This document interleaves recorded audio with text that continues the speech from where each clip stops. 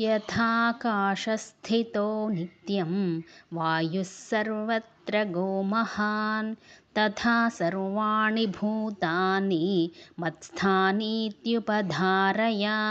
सर्वभूतानि कौन्तेय प्रकृतिं यान्ति मामिकां कल्पक्षये पुनस्तानि कल्पादौ विसृजाम्यहं प्रकृतिं स्वामवष्टभ्य विसृजामि पुनः पुनः। भूतग्राममिमं कृत्स्नम् अवशं प्रकृतेर्वशात् न च मां तानि कर्माणि निबध्नन्ति धनञ्जय।